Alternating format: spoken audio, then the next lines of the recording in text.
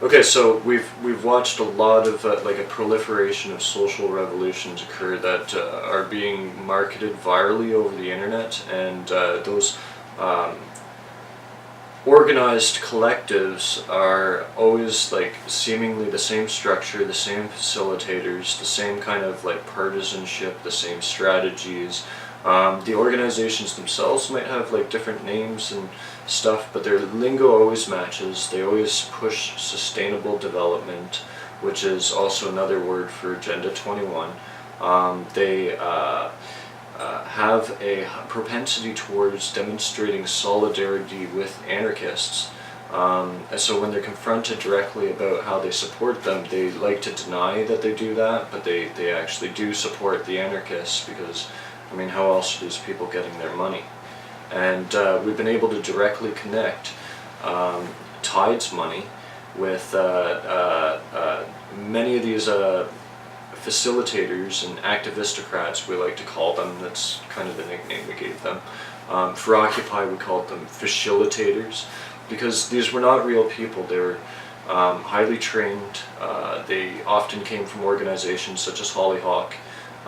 They had very specific religious kind of views, like the earth is a mother kind of thing. I don't believe that. That's not part of my religion, but that's kind of their religion. It's more tribalism, so they'd enjoy tattoos and like weird body piercings and stuff, and like that's it. Just they would take that kind of stuff to an excess. They would take the drugs to an excess as well. So like at their encampments and stuff, they would say, well, these people, they're underprivileged and they're always looked down upon by society. But I mean, let's face it, they were using drug addicts to make their numbers look larger, and when they got kicked out of their camps, they had actually recruited more people, and then they rebranded themselves several times because they want to branch out into like every possible activist cause and cover both sides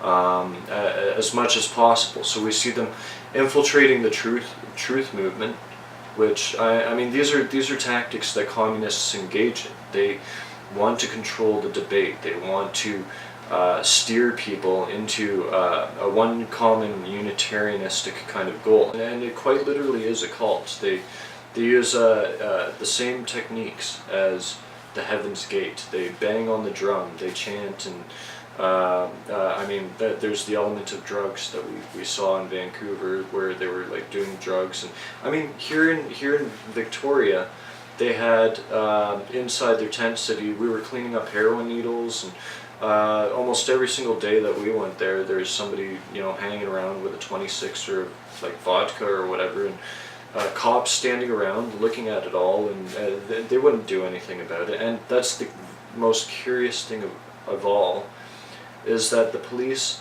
when they notice these people behaving this way, when they see them breaking the law, and they just stand there and do nothing about it most of the time. They let them get away with it. Whereas if somebody were a free man or a libertarian or some other like ideology, they would get cracked down on pretty fast. And I mean, with my involvement with We Are Change, when I saw them setting up and organizing events and stuff, I mean, they would have to deal with harsher circumstances and restrictions than this collective that would set up a seminar over at University of Victoria through the Students' Union and VIPIRG, and the VIPIRG thing. There's PIRG organizations all over the place, and they claim to be for the public interest, but it's not really that. It's totally about the social justice, the sustainable development, the communism, the get rid of the borders and destroy sovereignty because we are all one kind of hollyhock, woo-woo cult type of ideology. I mean, that's how these people think. They cancel out their own thoughts with singing bowls, and they use each other like by milking information out of them. They get you to, it's kind of like a mini confessional. You get to tell them your sins or whatever, and then they gain more insight into who you are. And then they use that knowledge that they discover as leverage to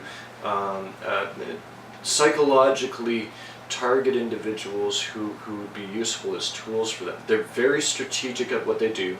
The people that coordinate the individuals that are coming out of the universities that have been taught all this crap in their political science programs and their environmental law, for example, or global governance. They've got a whole bunch of these programs at the university now.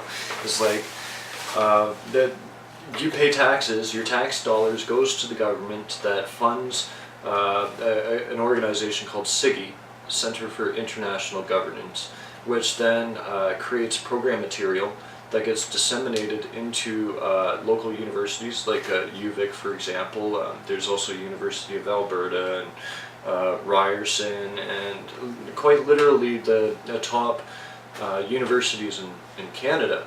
And their programs are designed to indoctrinate people into this stuff, and your tax dollars is paying for it. This new breed of people who would like to undermine the idea of Canada and turn it into something else, the world or global government, or decolonize whatever, that idea is coming from your own tax dollars, and the Rockefellers, and the Ford Foundation, which are all U.S. organizations.